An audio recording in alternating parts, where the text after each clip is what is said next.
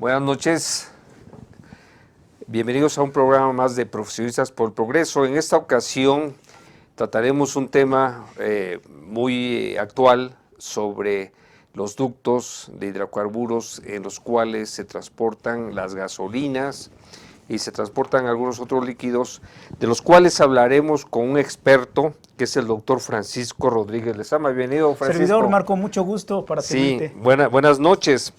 Yo quisiera mencionar que Francisco es doctor en ciencias por el Centro de Investigaciones de Ciencias Aplicadas y Tecnologías Avanzadas del Instituto Politécnico Nacional.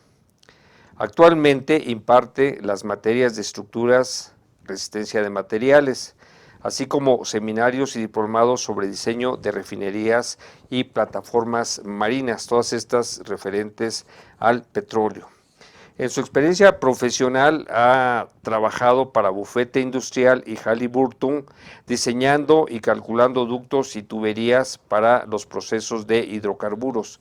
Pues mi estimado Francisco, vemos que tienes experiencia profesional, experiencia también en el tema de la investigación y también en la docencia. Así es, Marco. Así es, mi estimado doctor. Esto te da a ti, de alguna manera, eres un conocedor de la materia y te da digamos, esa confianza en la cual emites tus opiniones. Claro. ¿Sí? Con credibilidad, con conocimiento científico y técnico.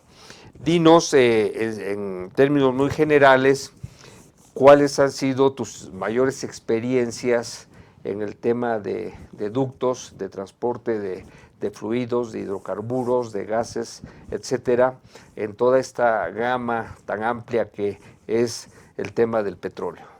Sí, Marco, mira, como bien dices, trabajé muchos años en Bufete Industrial, trabajé en Halliburton, lo que antes era Kellogg Rods, diseñando tuberías, ¿no? En el departamento de análisis de esfuerzos y flexibilidad.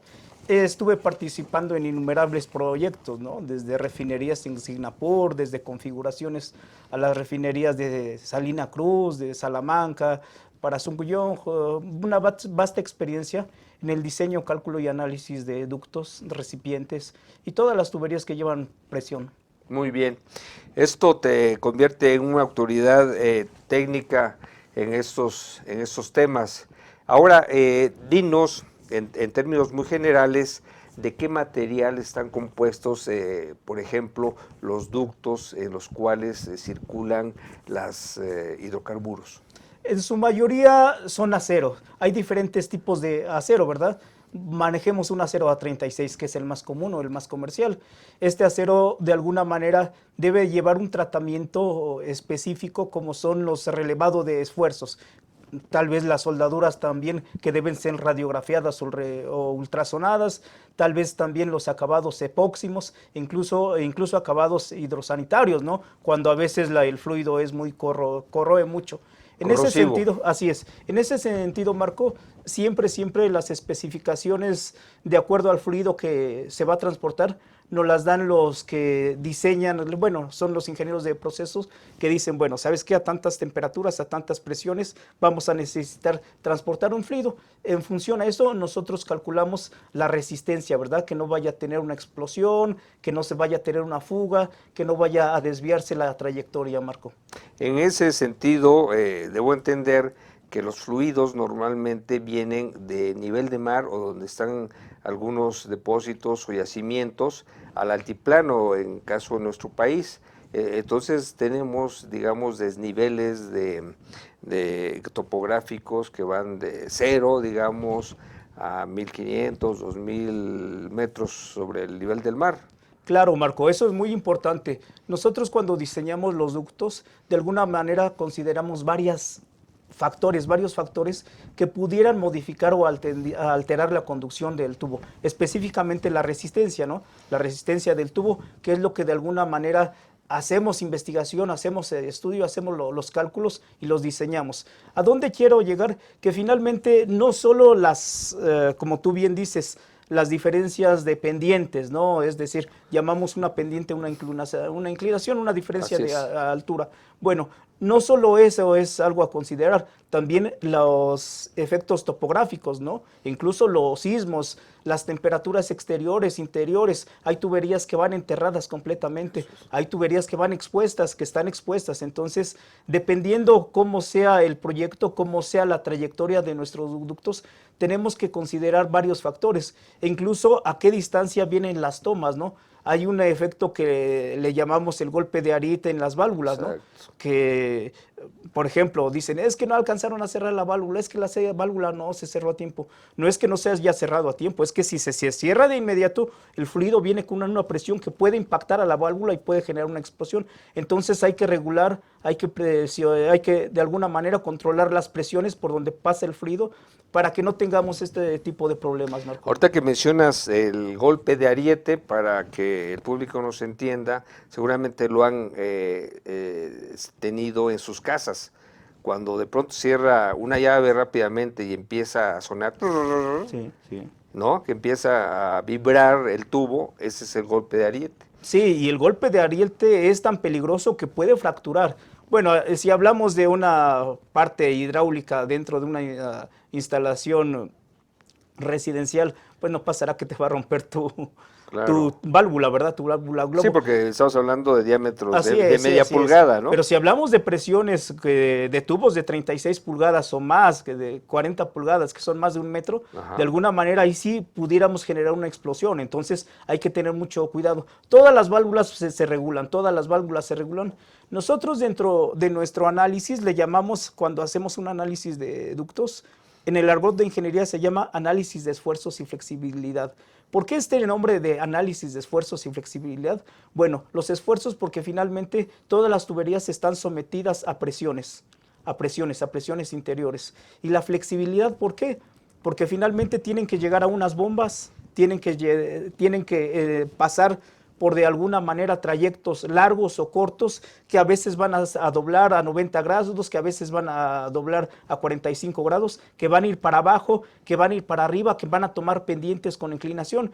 En ese sentido, nosotros debemos de calcular nuestra tubería de tal forma que sea flexible. ¿Qué quiere decir que sea flexible? Que no vaya a colapsar, que no vaya a tener movimientos. El tener movimientos de nuestros ductos puede impactarnos hasta la salida. ¿Qué quiere decir con esto? Que puede afectar los movimientos de las turbinas o bombas o depósitos a donde llegue, a las boquillas, y también puede haber explosiones. Es algo muy peligroso. Entonces, por eso se hace un análisis de esfuerzos y decir, bueno, aquí necesita un resorte, aquí necesita una junta de expansión, aquí necesitamos un bypass, aquí necesitamos únicamente guiarla, aquí necesitamos pararla. Esto nos los arroja el análisis de esfuerzos y flexibilidad. ¿Ahí hay válvulas rompedoras de presión, por ejemplo, o no se usan?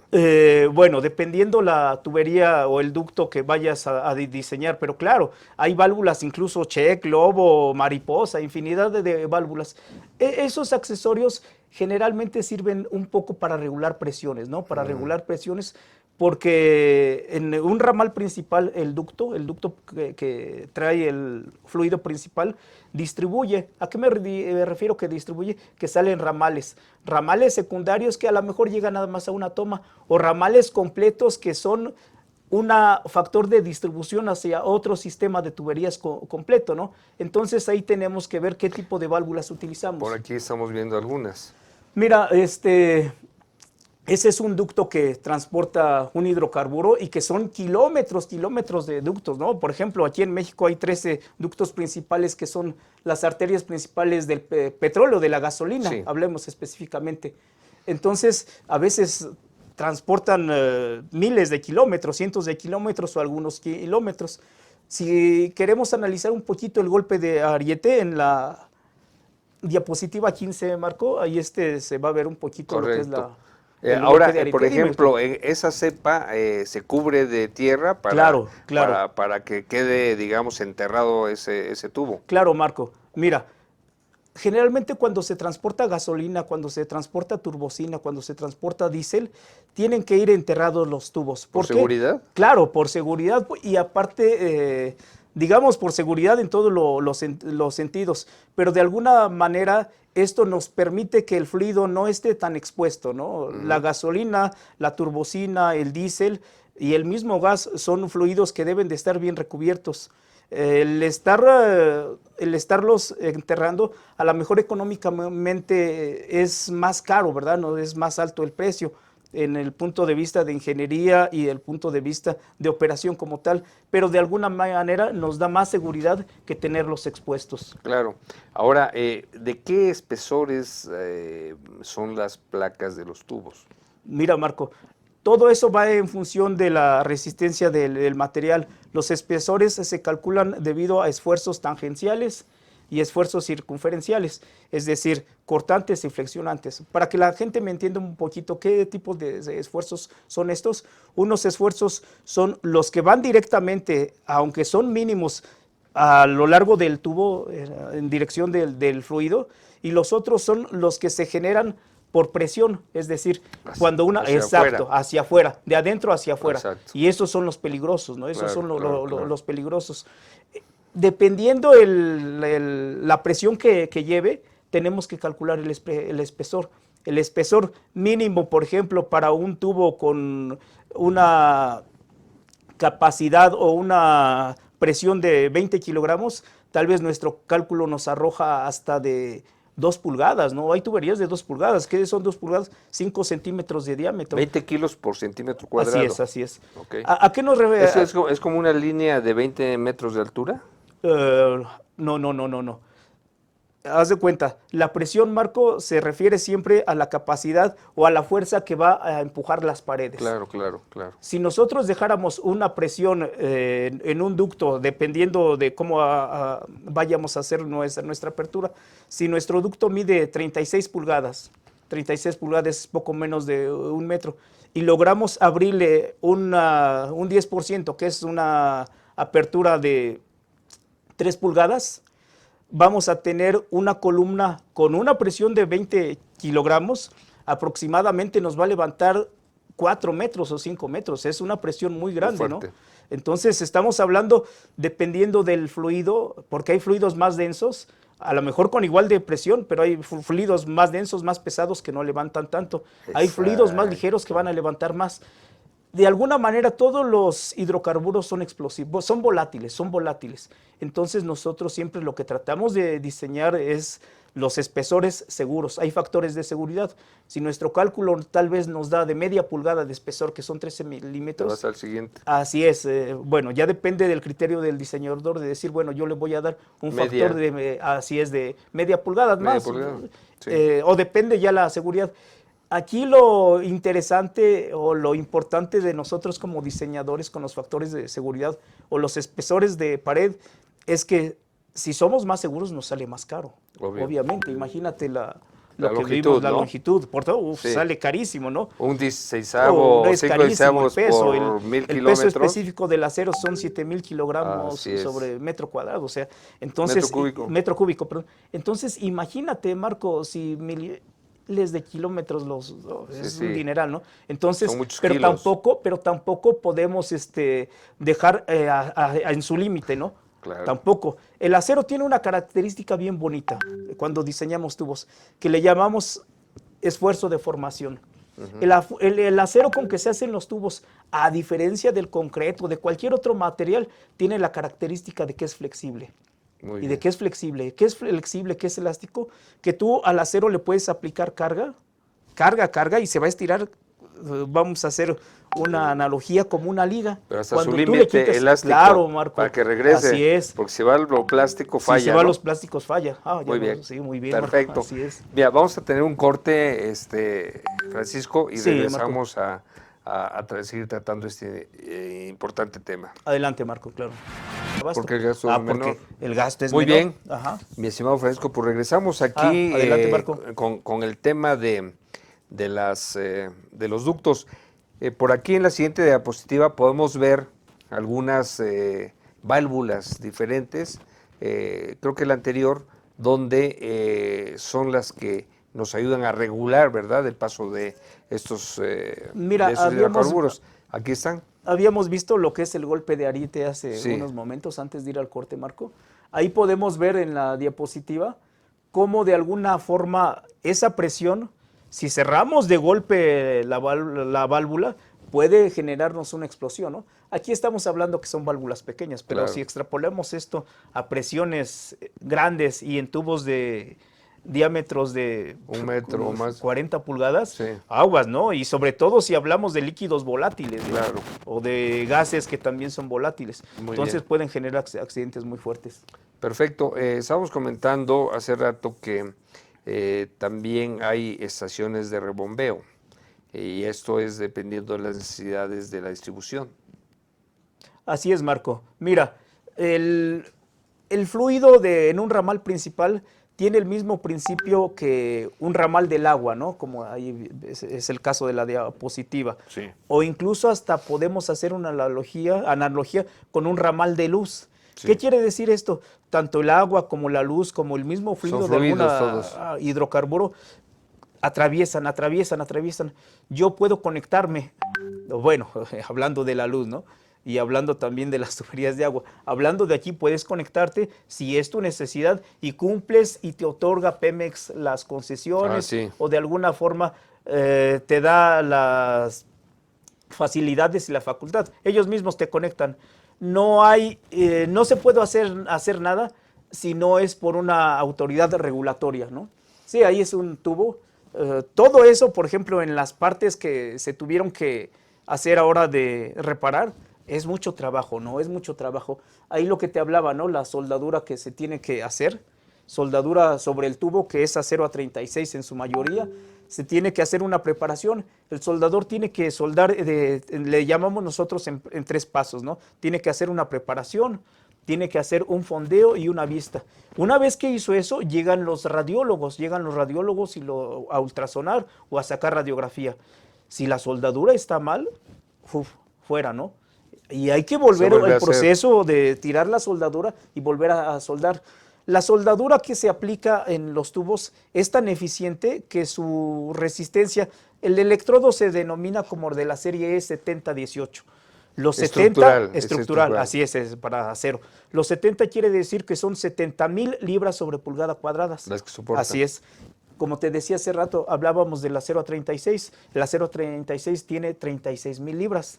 Entonces, Está al doble. está al doble. ¿Qué quiere decir? Una soldadura bien aplicada con radiografía y ultrasonido que hayan sido aprobados y avalados por un laboratorio, te va a garantizar que el material, el tubo se va a romper o va a explotar en otra parte, menos en la unión. Así es. Perfecto. Ahora, aquí se están monitoreando todas las líneas. Así es, Marco. Afortunadamente, México tiene uno de los sistemas más blindados para vigilar las tuberías, ¿no? ¿A qué me refiero? Que hay un mando de control en Pemex, si hablamos de Pemex específicamente, hay un mando de control donde desde vía satélite se tienen registradas todas las tuberías, todas las tomas que hay, en dónde hay, si hay una fuga, en qué momento ocurre, todo está monitoreado, todo está monitoreado. Se ha invertido mucho, Pemex ha invertido mucho en tecnología para monitorear sus tuberías. Perfecto. Y ahora, se sabe exactamente cuando hay una baja de presión, que puede ser una toma clandestina, se puede saber la distancia de tal cadenamiento a tal cadenamiento donde baja la presión. Sí, mira, Marco, esto es un tema importante y bueno, lo tenemos que tocar, ¿verdad? Mira, todas las válvulas de control, todas las tomas que se hacen, todo está monitoreado, monitoreado en el mando de control. ¿Qué quiere decir esto? Que no se puede hacer ni un piquetito al tubo si no se dan cuenta en el mando de control, ¿no? Si no se dan cuenta por la gente que está monitoreando todas las 24 horas las tuberías, porque estamos hablando de que son fluidos explosivos muy peligrosos, ¿no? Entonces, cuando ocurre una toma clandestina o toma oficial o toma no clandestina, es ordenada o es supervisada incluso desde la misma zona de mando. ¿Qué quiere decir esto o a dónde quiero llegar? Que se avisa, se despresuriza, el tubo ya no va lleno, entonces baja la presión en el tubo, bueno, el nivel más bien, y la presión obviamente.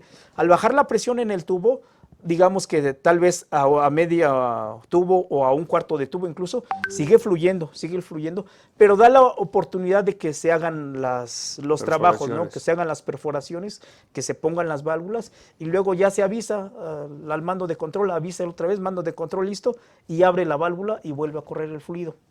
Correcto. O sea, en todas las tomas, tanto clandestinas como normales, siempre estuvieron supervisadas por Pemex, siempre, todas. Correcto. Ahora, esto nos indica entonces que para hacer una toma clandestina, en este caso, los famosos huachicoleros, ¿tienen información de en qué momento baja la presión? Claro, este es un tema también muy importante y que vale la pena aclararle al público que nos ve. Las tomas clandestinas era una empresa dentro de mismo Pemex.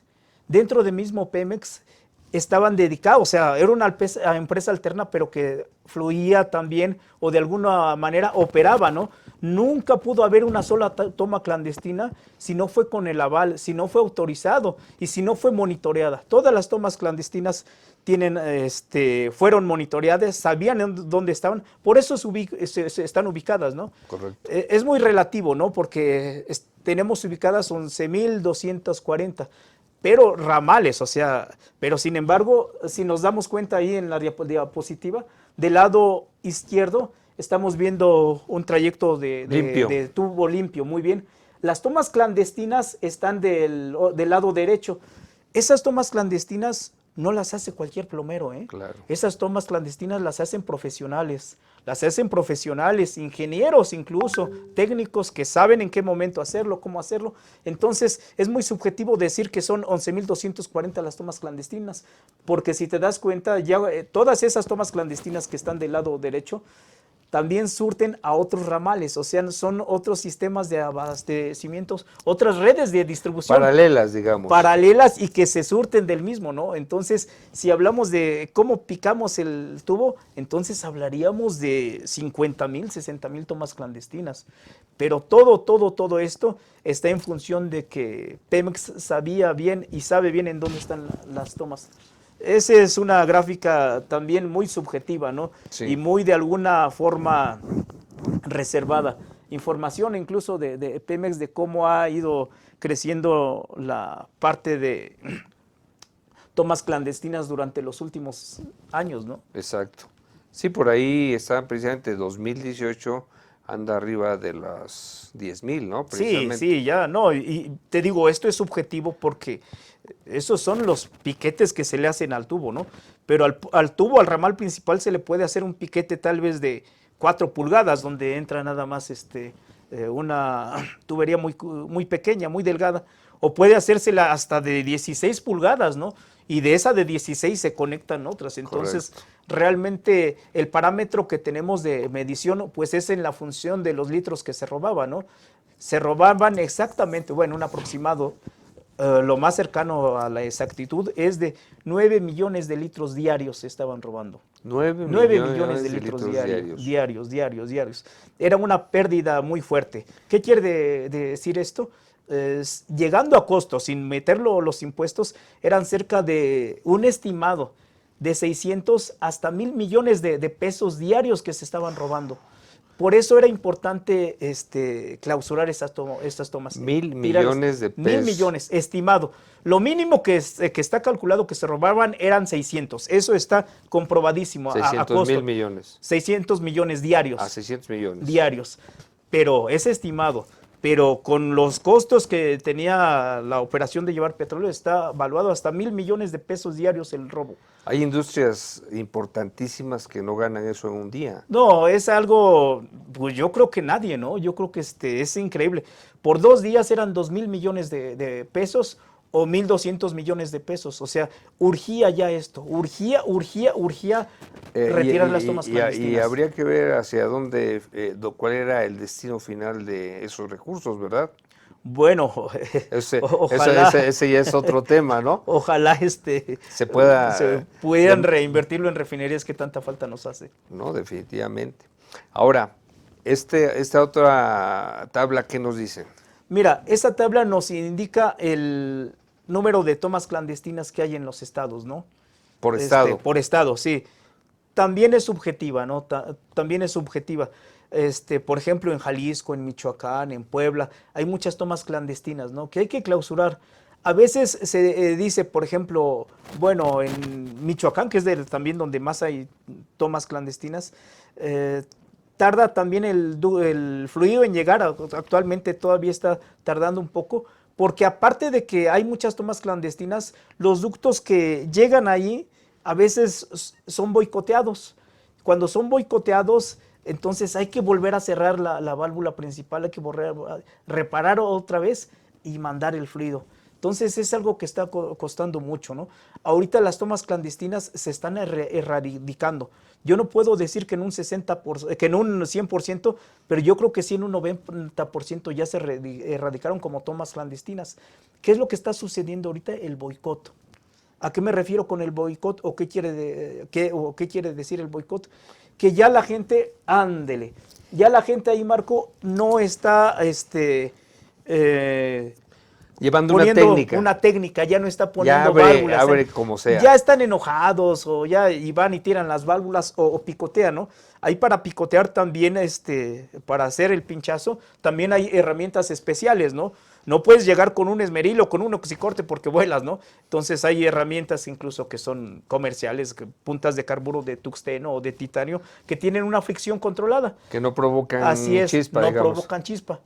La fricción controlada, la controlan, no provoca la chispa, pero sí abre. Pero ¿qué ocurre? Sale lo que te estoy diciendo. Ahí tubo está presionado y sale la gasolina.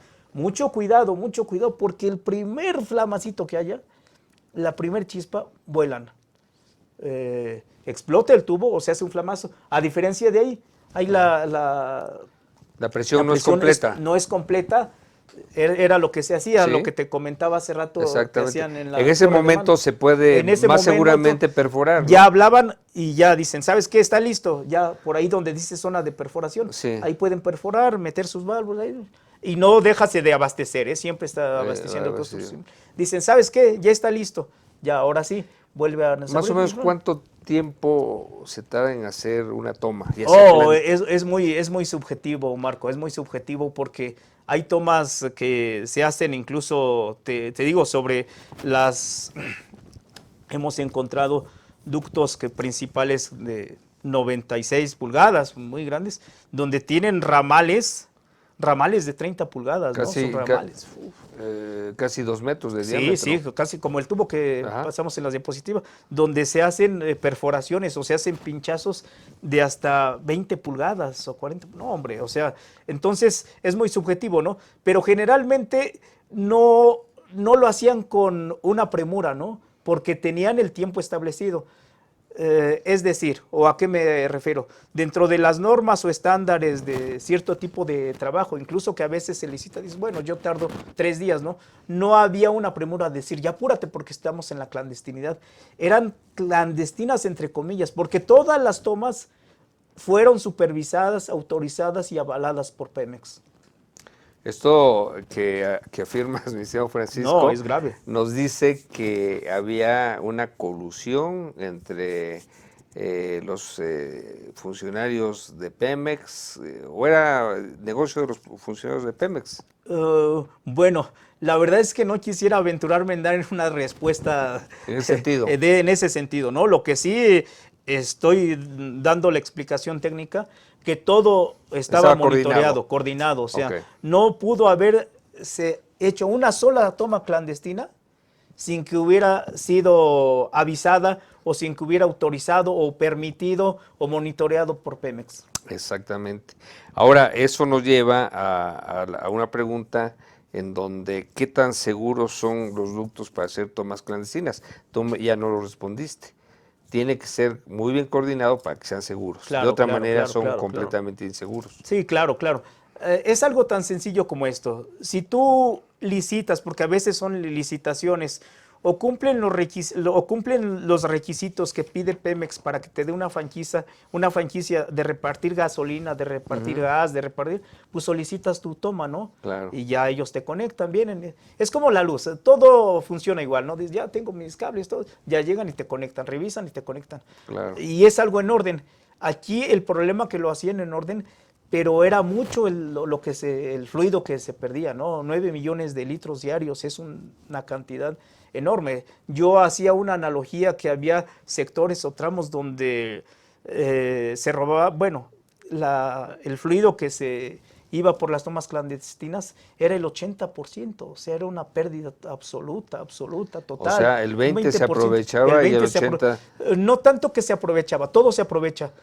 Más bien, vamos a... La pérdida era del 80. La pérdida. Vamos a suponer que tengamos, tú vendes agua y concesionas tu agua y metes la tubería en una casa y resulta que tú a la casa le avientas 20 litros, ¿verdad? 20 litros, ahí está peso el litro, y en vez de pagarte 20 pesos, únicamente te van a pagar 4 pesos. Entonces, ¿dónde está el dinero el fluido que aventé, ¿no? Claro. Y ahí estaba perdido, ¿no? Está perdido en esas tomas clandestinas. Muy bien, Francisco. Regresamos después del corte. Adelante, Marco. Y ya, yo te voy a hacer. Muy bien. Después, cuando descubren una toma clandestina, ¿cómo es el procedimiento de repararla? Muy bien. Es diferente dependiendo qué tipo de toma sea, ¿verdad? Sí. Si es un ramal principal, si son nada más piquetes con un tubo de 2 pulgadas, pero a nivel general son 5 pasos. El primer paso después de haber sido detectada es exponer el tubo. Si está enterrado, si nada más sale la toma clandestina, pues hay que desenterrar, ¿no? Hay que quitar la tierra. Después viene un proceso que le llamamos sanblasteo. El sanblasteo es limpiar la superficie con chorros de arena a presión o granallados, dependiendo, ¿no? Puede hacer muchos métodos, ¿no? Pero yo limpieza. Estoy hablando a nivel general, claro. Claro. Una vez que se hizo la limpieza, se procede a retirar la toma, ¿no? A retirar los tubos, a retirar los ramales. Ya como de alguna forma ya se despresurizó y ya está limpio el ramal, ahora sí podemos hacerlo con oxicorte. Con calor, con fuego, podemos retirar o cortar los pedazos, dependiendo cómo sea el daño, ¿no? Normalmente una toma clandestina, a la salida del tubo, ¿le ponen una válvula? Ah, claro, sí, pues Okay. con eso controlan, regulan. Bueno, entonces tú puedes cerrar la válvula, cortar lo demás y se puede quedar así. Lo más importante es y algo que es conveniente es que el tubo quede limpio, ¿no? Que el fluido no tenga ninguna interferencia en el... Así corre más fácilmente, Así es. Hay una cosa que en hidráulica se llaman pérdidas. Sí. Y las pérdidas son todos esos, pierde presión. Es como si fuera rugosidad, así ¿no? Así es. De lo que se trata es que el tubo esté limpio. Bueno, perfecto. Te comentaba, se corta el tubo, se pone el inserto, entra la parte que es ya, ahora sí, a soldar, a hacer la preparación. Después entra el ultrasonido, la radiografía. Una vez que el ultrasonido y la radiografía dice el tubo está listo, se aplica un epóxico, un recubrimiento, ¿no? Por el tubo, se vuelve a enterrar si es el caso y se da marcha para adelante con el fluido. Muy bien, Francisco. Se dice que hay buques, tanques, esperando a trasladar la gasolina, los combustibles hacia el interior del país. ¿Esto nos garantiza, hay combustibles suficientes para la demanda? Claro, mira, esa es una pregunta muy importante y que generalmente en la sociedad se está manejando mucho, si hay desabasto o no de gasolina en México. La parte que garantiza el fluido de gasolina para que se mueva el país es la que compramos nosotros de importación y la que producimos. En efecto, hay buques parados con millones de litros de gasolina. ¿Y qué es lo que están haciendo? ¿Por qué están parados? Porque necesitamos, hay una diapositiva ahí de unos buques y los podemos ver un poquito. Sí, claro. Donde vemos cómo es el barco cisterna, por favor. Sí. Ajá. Donde podemos ver cómo viene configurado el buque cisterna que trae el hidrocarburo. Lamentablemente el hidrocarburo... Ahí está uno. Bueno, uno anterior. Sí. Uno anterior. Bueno, tal vez este. Ahí se ve. Ahí se ve. los buques cisterna necesitan descargar, pero para descargar necesitamos que los tubos, que el fluido Ahí está. pueda correr. Ahí ese es el buque cisterna, eso. Esos son los buques que transportan el hidrocarburo. Son millones de litros, como no te imaginas. En la otra diapositiva, En la siguiente. en la siguiente diapositiva, en la que Ahí. ahí esos mismos buques se están descargando por medio de tubos, ¿estamos de Claro. acuerdo? Todos esos tubos llegan a los ramales principales. Son gigantescos. Como no te imaginas. Comparado con, No, con aquel, ¿cómo se llama? Aquel barco. Sí, estamos hablando de tubos de 5 metros de diámetro, o sea, donde son los tubos que van a surtir a los ramales principales. La gasolina está garantizada para que no haga falta en México durante mucho tiempo, como no te Correcto. imaginas. El problema es que para que nosotros la podamos descargar de esos buques necesitamos tener los ductos limpios. Sí. Necesitamos tener los ductos limpios de tomas clandestinas, reparados, y que pueda fluir la gasolina. Entonces, la gasolina no es algo que se almacene en cajas o que en un patio la podamos poner. No, lamentablemente es un fluido que necesitamos. La manera de transportarlo es mediante tubos. Exactamente. Ahora, en el accidente de Tlahuelilpan, donde hubo varios muertos la semana pasada, se dice que por qué seguía, digamos, fluyendo el hidrocarburo y no se cerraron para que dejara de ejercerse la presión y la fuga del hidrocarburo. Mira, esa pregunta que se hace constantemente la gente a veces, o incluso asevera, ¿no? Que no se cerró la válvula hasta después de 4 horas. No es cierto. La válvula se cerró casi de manera instantánea. Como te repito, todo está monitoreado. Pero ¿qué pasa? O sea, que teníamos que cerrar de manera paulatina, es decir, poco a poco. ¿Para qué? Para evitar la parte que expliqué hace un momento del Sí, golpe de ariete. ariete. Si se cierra la válvula de tajo, ¡pum!, truena. Entonces, se tiene que despresurizar poco a poco, poco a poco. Aparte, la trayectoria, bueno, si hacemos una analogía, cuando tú vives en un séptimo piso y en un primer nivel, te das cuenta si cuando cierran la llave de paso, al primero que se le va es al séptimo piso. Puede pasar incluso media hora y si vives en el nivel de abajo, sigue saliendo agua. Así es lo mismo aquí. Hay pendientes o trayectorias que habíamos hablado, que aunque se cierre la presión y ya está completo, sigue fluyendo. El tubo va a seguir fluyendo en un fenómeno que nosotros le llamamos, cuando ya está completamente vacío, que se purga. ¿Estamos de acuerdo? Entonces necesita... Fluye por la misma gravedad, claro, ¿no? Así es. Eso es. Así es. Ahora... Pero sí se cerró a tiempo, y con orden. Que a lo mejor tardó tiempo en dejar de fluir y dejar de presurizar, pues sí es cierto, pero porque eso es un fenómeno natural contra el que nada podemos hacer.